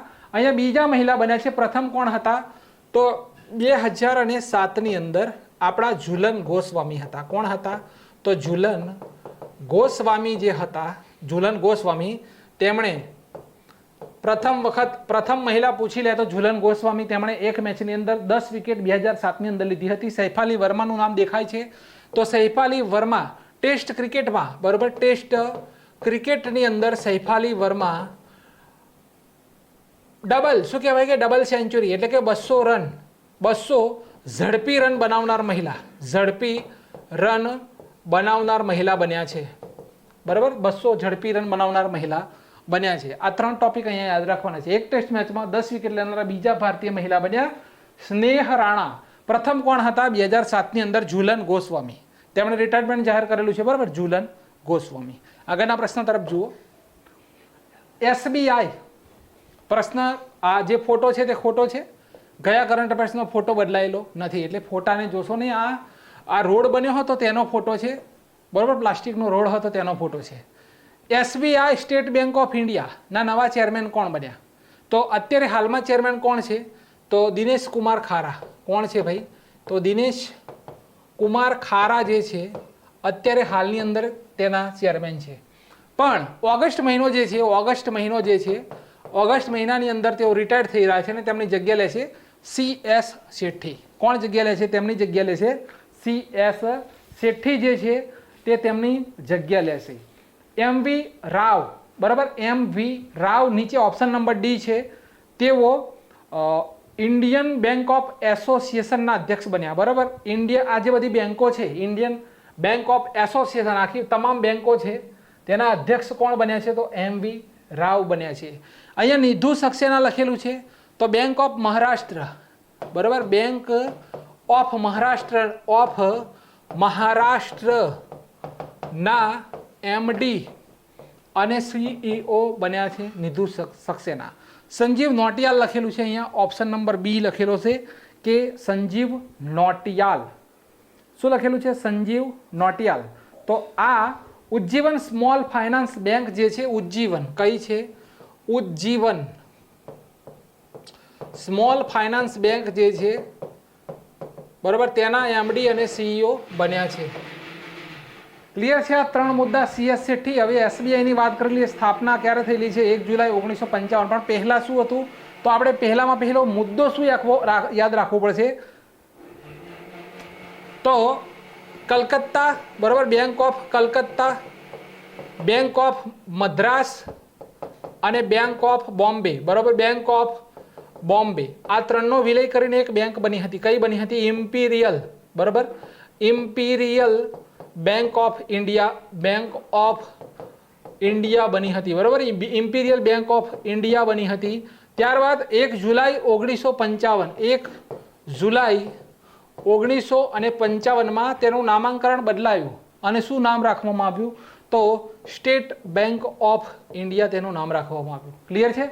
દિનેશ કુમાર ખારા ઓગસ્ટ મહિનાની અંદર રિટાયર થશે, તેમની જગ્યા લેશે CS શેઠી જે છે તે તેમની જગ્યા લેશે, બરાબર. મુખ્ય મથક આવેલું છે મુંબઈની અંદર. ટેગ લાઇન છે ધ બેંક એવરી ઇન્ડિયન, બરાબર. ટેગ લાઇન કઈ છે? ટેગ લાઈન કઈ છે? ધ બેંક એવરી ઇન્ડિયન આ ટેગલાઇન છે. એસબીઆઈ થી એક મુદ્દો લખવાનો ખાસ છે કે વિદ્યાર્થી મિત્રો, જે એસબીઆઈ બેંક જે છે તેણે ભારત દેશની અંદર પ્રથમ કઈ જગ્યાએ? તો જમ્મુ કાશ્મીરની અંદર ડલ તળાવ આવેલું છે. કયું? ડલ ઝીલ આવેલી છે. ડલ તળાવ જે આવેલું છે તેની અંદર તરતું એટીએમ ખોલેલું છે. બરોબર, તરતું એટીએમ ખોલેલું છે. અને એસબીઆઈ બેંક ભારત દેશની અંદર એનું નામ ચર્ચામાં પણ હતું. 10,000 કરોડ માર્કેટ કેપ પૂરું કરેલું છે. બરોબર, 10,000 કરોડ માર્કેટ કેપ તેણે પૂરું પણ કરેલું છે. તો આ પ્રશ્નની અંદરથી આટલી માહિતી તમે યાદ રાખજો. આ એમ વિશ્વેશ્વર રાવ જે છે તેમને ખાસ યાદ રાખવાના. કેમ કે બેંક ઓફ જે એસોસિએશન છે બધી બેંકોનું, તેમના તેઓ અધ્યક્ષ છે, માટે આ પ્રશ્ન મહત્વનો. આગળનો મુદ્દો છે, પ્રધાનમંત્રી નરેન્દ્રભાઈ મોદીએ મહાન નેતા લાઈફ એન્ડ જર્નરી, બરાબર, જર્નરી ઓફ શ્રી એમ વેંકઈસ નાયડુ પુસ્તક લોન્ચ કરી. તેના લેખક કોણ છે? બરાબર, આ પુસ્તક તો તેના નામ ઉપરથી જ ખબર પડી જાય કે ભાઈ વેંકૈયા નાયડુ એટલે આપણા ભારત દેશના પૂર્વ ઉપરાષ્ટ્રપતિ છે. બરાબર, વેંકૈયા નાયડુ. તો અહીંયા જુઓ સુબ્બારાવ લખેલું છે, એસ નાગેશ કુમાર, સંજય કિશોર ને એક પણ નહીં. તો પ્રધાનમંત્રી નરેન્દ્રભાઈ મોદીએ આ પુસ્તક લોન્ચ કરી છે. બરાબર, તેના લેખક કોણ છે? તો આપણો કરેક્ટ આન્સર તો અહીંયા લખેલો જ છે કે સંજય કિશોર છે. તો તેમના દ્વારા પૂર્વ ઉપરાષ્ટ્રપતિ એમ વેંકૈયા નાયડુની પુસ્તક મહાન નેતા life and journey of Shri M Venkaiah Naidu launch કરવામાં આવેલ છે. ઓપ્શન નંબર સી આપણો સંજય કિશોર.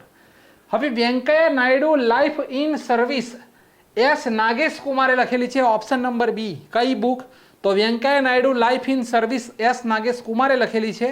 Celebrating Bharat the mission and message of Shri M Venkaiah Naidu પુસ્તકને સુબ્બારાવ દ્વારા લખવામાં આવેલી છે. ઓપ્શન નંબર એ.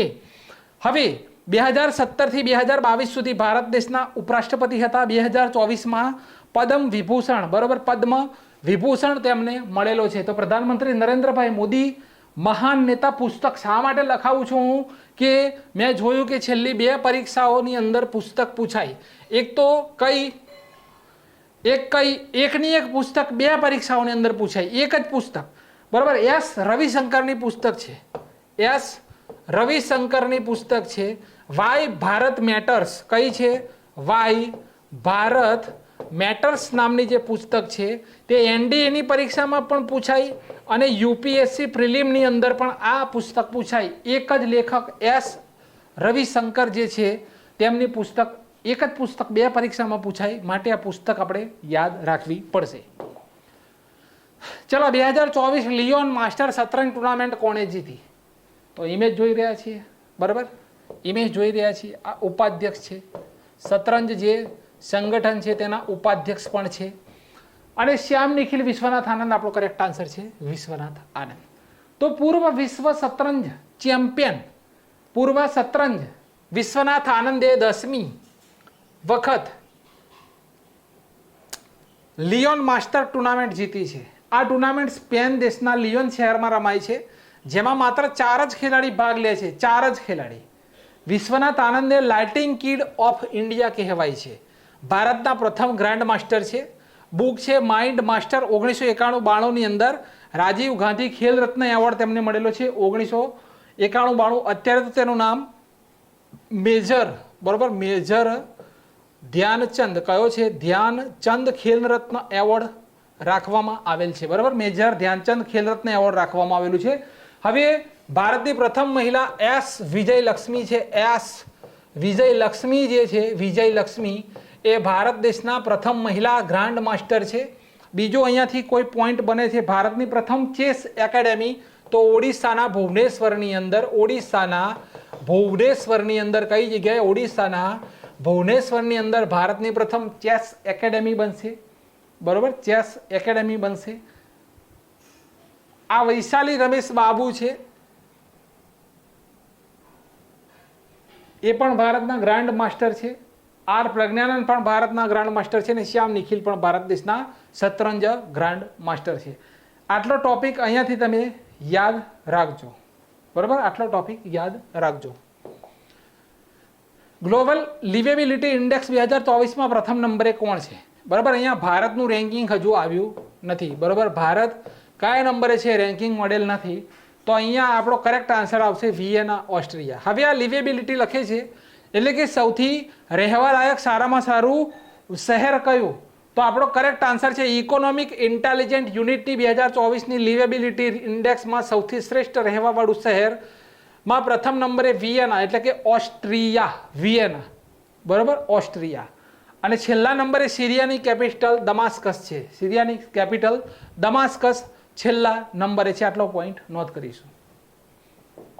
આગળ મહત્વપૂર્ણ એક જ લાઈનમાં બધા જ ઇન્ડેક્સ 2024ના ફટાફટ નોંધ કરી લેજો કે 2024નો પ્રથમ ઇન્ડેક્સ કરપ્શન પરસેપ્શન ઇન્ડેક્સ, જેમાં ભારત 93માં નંબરે, પ્રથમ નંબરે ડેનમાર્ક. સ્વચ્છ સર્વેક્ષણ 2023 ઇન્ડેક્સ, જેમાં પ્રથમ નંબરે ઇન્દોર અને સુરત બંને છે. સફાઈ મિત્ર શહેર પૂછી લે, ચંદીગઢ. લોકતંત્ર ઇન્ડેક્સમાં ભારત 41મો નંબર, પ્રથમ નંબરે નોર્વે. વર્લ્ડ હેપીનેસ ખુશહાલી રિપોર્ટ ભારત 126મો નંબર, પ્રથમ નંબરે Finland. Global fire power index Bharat ચોથો નંબર, પ્રથમ નંબરે છે America. Global unicorn index Bharat ત્રીજો નંબર, પ્રથમ નંબરે છે America. Cyber crime index Bharat 10મા નંબરે, પ્રથમ નંબરે છે Russia. World press freedom index Bharat 159મો નંબર, પ્રથમ નંબરે છે નોર્વે. પર્યાવરણ પ્રદર્શન સૂચકાંક ભારત 176મો નંબર, પ્રથમ નંબરે છે Estonia. Global gender gap report Bharat 129મો નંબર, પ્રથમ નંબરે છે Iceland. Global peace index Bharat 116મો નંબર, પ્રથમ નંબરે છે Iceland. Global energy transaction index Bharat 63મો નંબર, પ્રથમ નંબરે છે Sweden. World investment report Bharat 15મો નંબર, પ્રથમ નંબરે USA. Sustainable development report Bharat 109મો નંબર અને પ્રથમ નંબરે છે ફિનલેન્ડ. આપણા કેટલા ગોલ છે? તો 17 ગોલ છે, જેને 2030 સુધી પૂરા કરવાના છે. અને યુનેસ્કો, UNESCO, બરાબર, તેના દ્વારા એક રિપોર્ટ બહાર પાડવામાં આવેલી છે કે આ ગોલ પૂરા કરવામાં કયો દેશ પ્રગતિ ઉપર છે, અને જેની અંદર ભારત છે 109મા નંબરે અને પ્રથમ નંબરે છે ફિનલેન્ડ. ક્લિયર છે આખો ટોપિક? સ્ક્રીનશોટ લેવો હોય તો લઈ લેજો. આ આખા વર્ષના 2024ના 6 મહિનાના ઇન્ડેક્સ એક જ લાઈનમાં પૂરા. જોઈએ આગળ. હવે આ સ્પેડેક્સ મિશન છે ઈસરોનું, કે ઈસરોએ કયા મિશન અંતર્ગત C4 લોન્ચ કર્યું, તો આપણો કરેક્ટ આન્સર આવશે સ્પેડેક્સ મિશન. કયું છે? સ્પેડેક્સ. તો Indian space research organisation Spadex mission અંતર્ગત C4 લોન્ચ કર્યું. હવે સ્પેડેક્સનું પૂરું નામ છે સ્પેસ ડોકિંગ એક્સપેરિમેન્ટ. સ્પેડેક્સ એટલે કે સ્પેસ ડોકિંગ એક્સપેરિમેન્ટ. ચંદ્રયાન 4 જે છે તેના માટે એક મિશન લોન્ચ કરવામાં આવશે. બરાબર, તેને 2 ભાગમાં લોન્ચ કરવામાં આવશે. કેમ કે આ બહુ જ ભારે યાન હોવાથી તે એક સાથે લોન્ચ થઈ શકશે નહીં. વારાફરતી બંને યાનને મોકલવામાં આવશે, વારાફરતી, અને ઉપર અવકાશ જે છે તેની અંદર જઈ અને આ બંને મર્જ થઈ જશે. વારાફરતી બંને ભાગને લોન્ચ કરી ઉપર તેને ચંદ્રયાન 4, બરાબર, ચંદ્રયાન 4 તરીકે પૂરું કરવામાં આવશે. તો આપણે યાદ રાખજો કે ઈસરોએ કયા મિશન અંતર્ગત C4 લોન્ચ કર્યું, તો આપણો કરેક્ટ આન્સર છે સ્પેડેક્સ મિશન. આંતરરાષ્ટ્રીય સંસદીય દિવસ 2024 ક્યારે ઉજવાય છે? ભાઈ અહીંયા સંસદીય દિવસની વાત થાય 30 જૂન. તો 30 જૂનના દિવસે સંસદીય દિવસ ઉજવાય છે. થીમ છે સંસદીય કૂટનીતિ, શાંતિ અને કરાર માટે પુલ બનાવવો. આંતરરાષ્ટ્રીય એસ્ટેરોઇડ દિવસ પણ 30 જૂનના દિવસે ઉજવાય છે. શુદ્ર ગ્રહ દિવસ. ભારતનો પ્રથમ ઉપગ્રહ ક્યારે લોન્ચ થયો હતો? તો તે ઉપગ્રહનું નામ ખાસ પૂછાય છે, આપણે યાદ રાખીશું, આર્યભટ્ટ છે. કયો છે? આર્યભટ્ટ. ભારતનો પ્રથમ ઉપગ્રહ દરેક પરીક્ષાઓની અંદર પૂછાય છે. ક્લિયર? આગળ છે યુરોપીય સંઘના પ્રમુખ કોણ બન્યા? તો અર્શુલા વોન ડેર લેન તેમનું નામ છે, ઓપ્શન નંબર બી. તો અર્શુલા વોન ડેર લેન યુરોપીય સંઘના પ્રમુખ બન્યા. યુરોપીય સંઘ જે છે તેના પ્રમુખ બન્યા. તેઓ જર્મની દેશની મહિલા છે. બરાબર. હવે આની સ્થાપના કઈ સંધિ દ્વારા થઈ હતી? તો માસ્ટ્રિચ સંધિ દ્વારા 1 નવેમ્બર 1993માં યુરોપીય સંઘની સ્થાપના થયેલી છે. સભ્ય દેશ કેટલા છે? 27, અને મુખ્ય મથક છે બ્રુસેલ્સ. બરાબર, મુખ્ય મથક છે બ્રુસેલ્સ. સેલ્સ આ રીતે લખાશે, બ્રુસેલ્સ બેલ્જિયમની અંદર તેનું મુખ્ય મથક છે. FATF financial action task force, બરાબર. હવે જે પેલું આપણે પહેલો પ્રશ્ન જોયો હતો ને કે CBDT, બરાબર, CBDT જે છે તેનું એક બીજું પણ કાર્ય છે આ કે FATF તરીકે પણ તે કાર્ય કરે છે CBDT. પહેલો પ્રશ્ન જે જોયો હતો CBDT ના અધ્યક્ષ કોણ બન્યા, તેની અંદર આ પણ મુદ્દો એડ કરી દેજો કે FATF ફાઇનાન્શિયલ એક્શન જે ટાસ્ક ફોર્સ જે છે તેનું પણ કાર્ય કોણ કરે છે તો CBDT. પહેલા પ્રશ્નની અંદર. અત્યારનો પ્રશ્ન જોઈએ કે FATF ના 5 ટોપ ગ્રુપમાં કયો દેશ સામેલ થયો, તો 5 ટોપ ગ્રુપની અંદર ભારત પ્રથમ સામેલ થયો છે. તો ભારત દેશ ફાઇનાન્શિયલ એક્શન ટાસ્ક ફોર્સના 5 ટોપ ગ્રુપ દેશોની અંદર સમાવેશ કરવામાં આવેલો છે. ભારત દેશને મની લોન્ડરિંગ અને ટેલર ફંડિંગના વિરુદ્ધ રેગ્યુલર ફોલોઅપ કેટેગરીમાં રાખવામાં આવેલ છે. ફોલોઅપ કેટેગરીમાં રાખવામાં આવેલ છે. હવે FATFની સ્થાપના ક્યારે થયેલી, તો 1989ની અંદર મુખ્ય મથક આવેલું છે પેરિસની અંદર. મની લોન્ડરિંગ ને રોકવા માટે ઇન્ટર ગવર્મેન્ટ ઓર્ગેનાઇઝેશન છે. ભાઈ કોઈ દેશ હોય, બરાબર, આ કોઈ એક દેશ છે, કોઈ નામ નથી લખવું આપણે, કોઈને ખોટું લાગે, બરાબર, આ બીજો દેશ છે. હવે અને આ ત્રીજો ત્રાહિત દેશ છે. આ દેશને આ દેશ જોડે ફાવતું નથી, બરાબર. આ દેશ જે છે તેને આ એક અને આ બે, આ એક નંબરનો દેશ છે તેને 2 નંબરના દેશ જોડે ફાવતું નથી. ત્રીજા નંબરનો દેશ સશક્ત છે, પૈસાવાળો છે. આ દેશ 1 નંબરને પૈસાની સહાયતા કરશે. શું કરવા? ટેરરિઝમ ફેલાવવા માટે સહાયતા કરશે. આ ટેરરિઝમ ના ફેલાયા પૈસા જે મની લોન્ડરિંગ જે છે, આ ફંડિંગ જે છે તેને રોકવાનું કામ કોનું છે તો FATF financial action task force જે છે તેનું કામ છે. તો ભારત 2010ની અંદર સદસ્ય બન્યો હતો. આ લાઈનને ખાસ નોંધ કરવાની, બરાબર. તો વિદ્યાર્થી મિત્રો અહીંયા આગળનો પ્રશ્ન છે T20 વર્લ્ડ કપ 2024 કોણે જીત્યો? તો તમામ વિદ્યાર્થી મિત્રોને ખબર હશે કે આપણો ભારત દેશ આ જીત્યો છે, બરાબર. ભારત દેશે દક્ષિણ આફ્રિકાને હરાવીને આ કપ જીત્યો છે. ચલો, 9મા નંબરનું આ સંસ્કરણ હતું. કયું સંસ્કરણ? તો 9મું આ સંસ્કરણ હતું, બરાબર. 9મા નંબરનું આ સંસ્કરણ હતું. ક્યાં રમાયું, બરાબર, ક્યાં રમાઈ? તો આપણે લખીશું કે વેસ્ટ ઇન્ડિઝ, બરાબર, વેસ્ટ ઇન્ડિઝ અને USA એટલે કે અમેરિકા, આ દેશની અંદર આ રમાડવામાં આવી, બરાબર. વેસ્ટ ઇન્ડિઝ અને અમેરિકા જે દેશ છે આ દેશની અંદર રમાડવામાં આવી. ભારત પ્રથમ 2007ની અંદર ભારત જે છે ભારત પ્રથમ 2007ની અંદર જીત્યો હતો અને અત્યારે 2024ની અંદર 2024ની અંદર ભારત દેશ આ વર્લ્ડ કપ જીત્યો છે, બરાબર. પ્રથમ સંસ્કરણ ક્યારે થયું હતું? પ્રથમ સંસ્કરણ જે આ વર્લ્ડ કપ છે તેનું ક્યારે થયું હતું?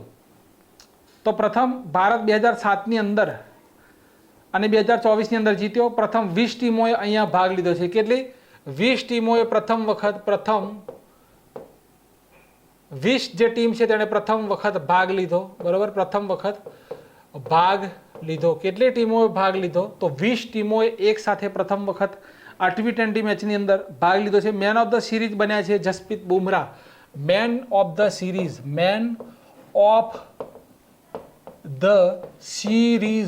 બરાબર, man of the series Jasprit, આપણા કોણ છે ભાઈ? ભારતના જસપ્રીત બુમરાહ બન્યા છે, બરાબર. Jasprit Bumrah. Man of the match ફાઇનલની અંદર મેન ઓફ ધ મેચ કોણ બન્યા છે? તો વિરાટભાઈ બન્યા છે. આપણા નિવૃત્તિ જાહેર કરી દીધી છે વિરાટ કોહલી અને રોહિત શર્મા અને આપણા જાડેજા, જે શું કહેવાય કે નિવૃત્તિ જાહેર કરી છે. હવે બેસ્ટ કેચ તો સૂર્યકુમાર યાદવ છે, બરાબર. સૂર્યકુમાર યાદવ, બરાબર, યાદવ. સૌથી વધુ રન કોણે બનાવ્યા છે? સ્માર્ટ કેચ તો સૂર્યકુમાર યાદવ છે. આ વિજેતા ટીમને કેટલા પૈસા મળે છે? 20.42 કરોડ, બરાબર. વિજેતા ટીમને કેટલા પૈસા મળે? વિજેતા ટીમ છે તેને 20.42 કરોડ મળે અને જે ઉપવિજેતા છે ઉપવિજેતાને કેટલા મળે? 10.67 કરોડ, બરાબર. કરોડ, અહીંયા પણ કરોડ. અને દરેક મેચની અંદર જે વિજેતા થાય તેને કેટલા મળે? તો 26 લાખ. આ જે વર્લ્ડ કપ રમાયો તેની દરેક મેચની અંદર એક મેચ જે જીતે તેને 26 લાખ રૂપિયા અહીંયા ઇનામ મળે છે. બ્રાન્ડ એમ્બેસેડર કોણ હતા? તો બ્રાન્ડ એમ્બેસેડર કોણ હતા? અહીંયા બ્રાન્ડ એમ્બેસેડર પરીક્ષામાં પૂછાશે. બ્રાન્ડ એમ્બેસેડર કોણ હતા? બ્રાન્ડ એમ્બેસેડર તો એક તો જ ભાઈ ટૂંકમાં લખીશ, બરોબર, યુવરાજ. ત્યાર પછી ક્રિસ ગેલ હતા. ત્યાર પછી હુસેન બોલ્ટ હતા, હુસેન બોલ્ટ. અને લાસ્ટમાં એક નામ રહી જાય છે ચોથું, તો યુવરાજસિંહ, ક્રિસ ગેલ, હુસેન બોલ્ટ ને શાહિદ આફ્રિદી, બરોબર, શાહિદ આફ્રિદી પાકિસ્તાનના. આ 4 વ્યક્તિઓ આ જે ટુર્નામેન્ટ હતી તેના બ્રાન્ડ એમ્બેસેડર બનાવવામાં હતા. વધારે રન રહેમ ઉલ્લાહ ગુરબાજ, બરોબર, રહેમાન ઉલ્લાહ ગુરબાજ, બરોબર, 281 રન છે. કેટલા છે ગુરબાજ? કેટલા રન? તો 281 રન છે. વિકેટની વાત કરો તો આપણા અર્શદીપ જે સિંહ છે, અર્શદીપ સિંહ આપણા, અને બીજું એક નામ થોડું અટપટું છે તેમનું નામ, બરોબર. વધારે વિકેટ તો ફજલ હક ફારૂકી, બરોબર, ફજલ હક ફારૂકી. આ બંનેની 17 વિકેટ છે. 17 વિકેટ. આ બંને 17 વિકેટ લીધી છે. કર્ણાટકનું નંદિની જે છે, બરોબર, એન્થમ શું હતું? Out of this world. આ એન્થમ હતું આઉટ ઓફ ધીસ વર્લ્ડ, બરોબર. એન્થમ શું હતું? Anthem out of this world, this world આ એન્થમ હતું. કર્ણાટકનું નંદિની જે છે, નંદિની ડેરી ફેડરેશન આયર્લેન્ડ, બરોબર, આયર્લેન્ડ જે છે તેનું શું કહેવાય? સ્પોન્સર, બરોબર. આયર્લેન્ડ અને બીજું સ્કોટલેન્ડ છે. સ્કોટલેન્ડ અને આયર્લેન્ડ બંને આવશે. નંદિની આયર્લેન્ડ અને આ સ્કોટલેન્ડ, બરોબર, સ્કોટલેન્ડ. આ બંનેનું સ્પોન્સર કોણ હતું? તો તે હતું નંદિની. 10મો વર્લ્ડ કપ તો આપણે જોઈ લીધું શ્રીલંકામાં. કેનેડા યુગાન્ડા પ્રથમ વખત રમ્યા ભાઈ. કેનેડા અને યુગાન્ડા અહીંયા પ્રથમ. કેનેડા અને યુગાન્ડા, બરોબર, યુગાન્ડા આ પ્રથમ વખત T20 ની અંદર પ્રથમ વખત કેનેડા અને જે યુગાન્ડા છે તેણે ભાગ લીધો. ફાઇનલ મેચ રમાઈ બાર્બાડોસ સ્ટેડિયમની અંદર. ફાઇનલ ક્યાં રમાઈ? તો પૂછી લેશે પરીક્ષાની અંદર. બાર્બાડોસ, બરોબર, બાર્બાડોસ સ્ટેડિયમ જે છે તેની અંદર ફાઇનલ મેચ રમાડવામાં આવી હતી. ક્લિયર છે આટલો મુદ્દો? T20 વર્લ્ડ કપ 2024 કોણે જીત્યો? તો ભારત દેશે જીત્યો છે. આની અંદરથી પ્રશ્ન પૂછાઈ શકે છે. હેટ્રિક પૂછી લે. હેટ્રિક તો પેટ કુમિન્સ ક્યાંના છે? ઓસ્ટ્રેલિયા, બરોબર. હેટ્રિક પેટ કુમિન્સ ઓસ્ટ્રેલિયાના છે. હેટ્રિક. બીજો કોઈ ટોપિક રહી જાય છે? યાદ આવે છે બીજો કોઈ ટોપિક? તો બીજો તો કોઈ ટોપિક નથી અહીંયા, બરોબર. બીજો કોઈ ટોપિક આપણી પાસે નથી. સૌથી વધારે છક્કા જો પૂછી લે, સૌથી વધારે છક્કા, બરોબર, સૌથી વધુ સિક્સર તો નિકોલસ પૂરણ છે. નિકોલસ પૂરણ જે છે 17 સિક્સર છે તેમની. કેટલી છે? 17 સિક્સરો તેમની છે. સ્માર્ટ કેચ તો Suryakumar final main of the match, બરોબર. બધું પૂરું થઈ ગયું. અહીંયા કોઈ ટોપિક તમારો બાકી રહેતો નથી આ બોર્ડની અંદર. જેટલું લખાયું છે, બરોબર, ક્લિયર છે. T20 ક્લિયર છે. ક્લિયર. જોઈએ આગળ. ચલો, નીચે આપવામાં આવેલા સચિવના જોડકા યોગ્ય રીતે જોડવાના છે. તમામ સચિવ અહીંયા આપવામાં આવેલા છે. કેબિનેટ સચિવ કોણ છે? તો ભાઈ કેબિનેટ સચિવ કોણ છે હાલની અંદર? રાજીવ ગોબા, બીજી વખત કાર્યકાળ, બરોબર. પ્રધાનમંત્રીના સલાહકાર કોણ છે? તો અમિત ખરે. અહીંયા પ્રધાન સલાહકાર નથી લખેલું, ફક્ત સલાહકાર લખેલું છે, અમિત ખરે. હવે પ્રધાનમંત્રીના પ્રધાન સચિવ, બરોબર, પ્રધાન સચિવ, અહીંયા સલાહકાર છે, અહીંયા સચિવ છે, તો એ તો છે PK મિશ્રા.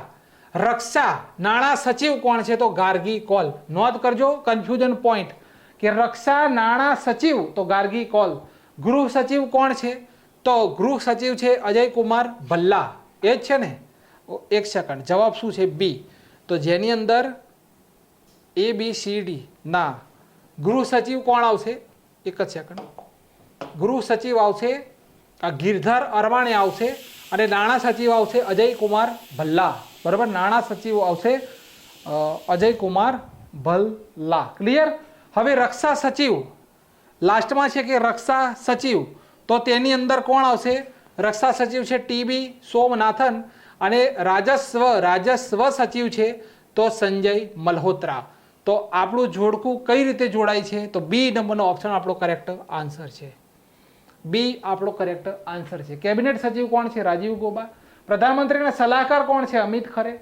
પ્રધાનમંત્રીના પ્રધાન સચિવ કોણ છે? પી કે મિશ્રા, હમણાં જ બન્યા. રક્ષા નાણાં સચિવ કોણ? ગાર્ગી કોલ. ગૃહ સચિવ કોણ? તો ગિરધર અણમાણે. નાણાં સચિવ અજય કુમાર ભલ્લા. રક્ષા સચિવ કોણ? રક્ષા સચિવ તો ટીવી સોમનાથન અને રાજસ્વ સચિવ સંજય મલ્હોત્રા. તો ઓપ્શન નંબર બી આપણો કરેક્ટ આન્સર છે. આગળ છે ઉપરાષ્ટ્રીય સુરક્ષા સલાહકાર. ઉપરાષ્ટ્રીય ઉપ તો કરેક્ટ આન્સર છે પંકજ કુમાર સિંહ. રાષ્ટ્રીય સુરક્ષા સલાહકાર કોણ છે? અજીત ડોભાલ. મુખ્ય આર્થિક સલાહકાર કોણ છે? અનંત નાગેશ્વરન. પ્રધાન વૈજ્ઞાનિક સલાહકાર કોણ છે? અજય કુમાર સૂદ. ક્લિયર. બધા જ પ્રધાન સચિવ અને જે નિયુક્તિ હોય અહીંયા લઈ લેવામાં આવેલી છે. આગળ છે ભારતનો નવો કાયદો ભારતીય ન્યાય સંહિતા 2023, ભારતીય નાગરિક સુરક્ષા સંહિતા 2023 અને ભારતીય સાક્ષર શું લખેલું છે? ભારતીય શું લખેલું છે? સાક્ષ્ય છે. શું છે? સાક્ષર નથી, સાક્ષ્ય અધિનિયમ 2023 ક્યારે લાગુ થશે? તો ભાઈ 1 જુલાઈથી આ કાયદો લાગુ થઈ ગયેલો છે. ક્યારથી? 1 જુલાઈથી આ જે નવો કાયદો જે ભારત દેશનો છે, ઇન્ડિયન પિનલ કોડ હતી, એવિડન્સ એક્ટ હતું અને પુરાવા અધિનિયમ હતો, તે બધું અંગ્રેજોનું ગયું. હવે નવો કાયદો આપણો લોન્ચ થઈ ગયો છે 1 જુલાઈથી. બરાબર. ભારતીય ઉપર લખેલું છે, ઘડી ઘડી બોલવું નથી. નવા કાયદામાં રાજદ્રોહ, બરાબર, નવા કાયદામાં જે જૂનો કાયદો હતો રાજદ્રોહ જે છે, આ રાજદ્રોહ છે તેને દેશદ્રોહ ગણવામાં આવશે. બરાબર.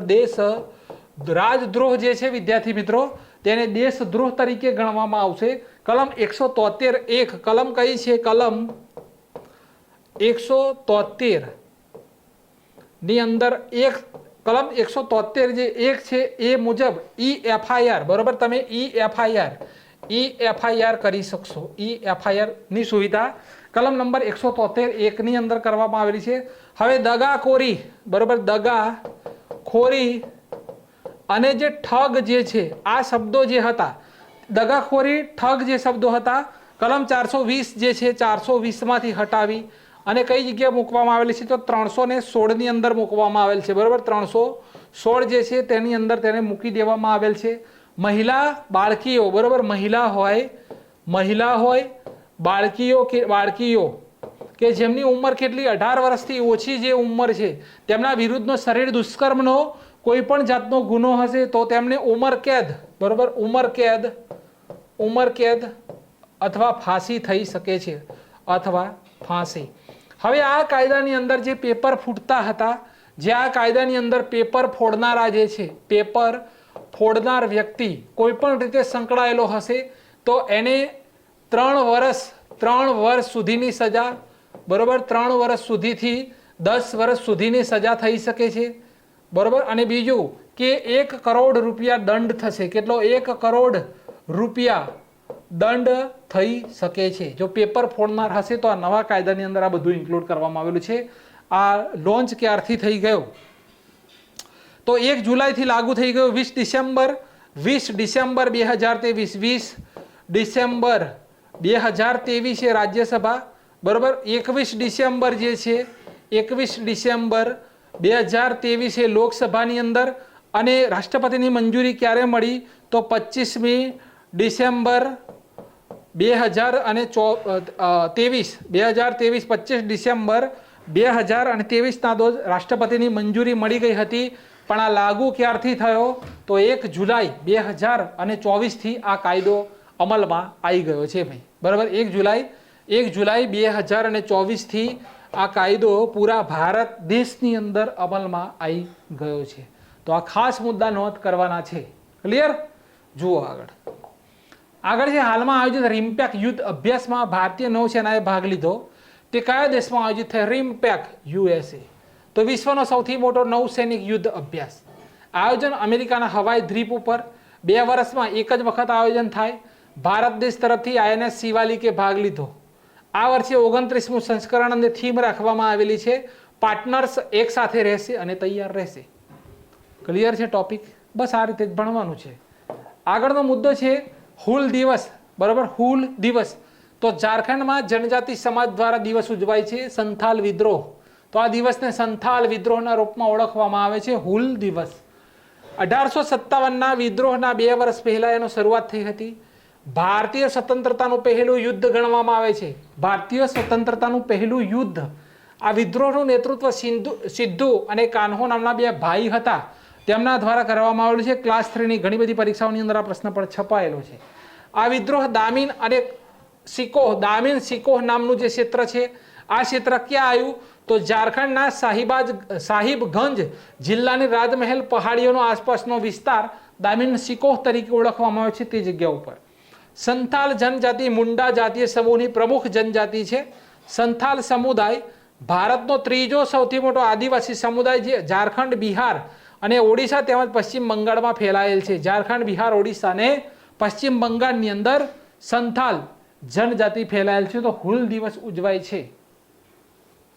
ક્લિયર છે?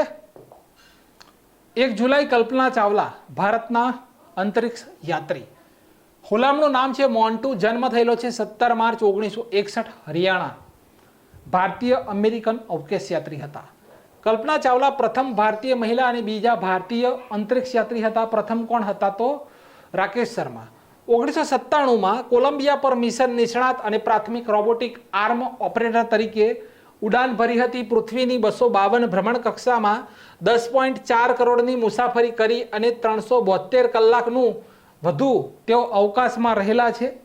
1 ફેબ્રુઆરી 2003ના રોજ ધરતીથી 63 કિલોમીટર દૂર પૃથ્વીના વાતાવરણમાં પ્રવેશ દરમિયાન સ્પેસ શટલ કોલંબિયા તૂટી પડતા કલ્પના ચાવલા સહિત 7 યાન સભ્યોનું ટેક્સાસમાં મૃત્યુ થયું હતું. તેમનું આદર્શ વાક્ય કે તમે કરવા ઈચ્છો તે જરૂર કરો, કદાચ શક્તિ બહારનું હશે તો પણ સફળતા તો મળવાની જ છે. શક્તિ બહારનું લાગશે પણ સફળતા મળશે. ભારતના પ્રથમ અંતરિક્ષ યાત્રી રાકેશ શર્મા, વિશ્વના પ્રથમ યુરી ગાગરીન. બરાબર, યુરી ગાગરીન. 1 જુલાઈ મૂક સેવક તરીકે જાણીતા રવિશંકર મહારાજનો નિર્વાણ દિવસ. રવિશંકર મહારાજનો જન્મ 25 ફેબ્રુઆરી 1884, રઢો, ખેડા. પૂરું નામ છે રવિશંકર પિતાંબર વ્યાસ. ઉપનામ દાદા મહારાજ. સંત, સતત ચાલતા રહેતા સાચા સંત. મુઠ્ઠી ઉચેરો માનવી, કરોડપતિ ભિખારી અને ગુજરાતના બીજા ગાંધી. રવિશંકર મહારાજના હસ્તે સાબરમતી આશ્રમમાં લીમડાના ઝાડ નીચે ગુજરાતનું ઉદ્ઘાટન થયું હતું. ક્લિયર? 1955 થી 58ના વર્ષ દરમિયાન 71 વર્ષની ઉંમરે ભૂદાન આંદોલન જે હતું, ભૂદાન આંદોલન, તેની અંદર 6000 કિલોમીટર તેઓ ચાલ્યા હતા. જમવામાં માત્ર 1 જ ટંક ભોજન લેતા હતા, એ પણ માત્ર ખીચડી. પોતાના માટે 1 પણ રૂપિયો નહોતો વાપર્યો અને ઘણા બધા વ્યક્તિઓ પાસેથી તેમને કરોડો રૂપિયાનું દાન મળ્યું હતું, માટે તેમનું નામ પડ્યું હતું કરોડપતિ ભિખારી. 1 લાખ રૂપિયાનો રવિશંકર મહારાજ પુરસ્કાર ગુજરાતમાં સમાજ કલ્યાણ વિભાગ દ્વારા આપવામાં આવે છે. પન્નાલાલ પટેલે તેમના જીવન ઉપર જેણે જીવી જાણ્યું નામની નવલકથા લખેલી છે. પન્નાલાલ પટેલે. ગુજરાતી લેખક ઝવેરચંદ મેઘાણીએ માણસાઈના દીવા નામની નવલકથા લખેલી છે.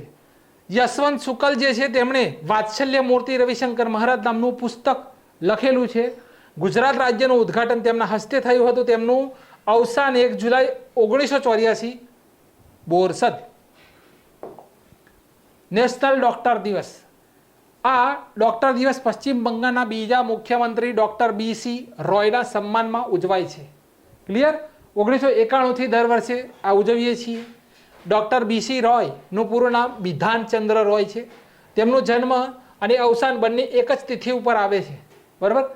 અહીંયા જો 1 જુલાઈ, બરાબર, જન્મ 1 જુલાઈ 1882, તેમનું અવસાન 1 જુલાઈ 1962. તેમને પશ્ચિમ બંગાળના વાસ્તુકાર કહેવામાં આવે છે.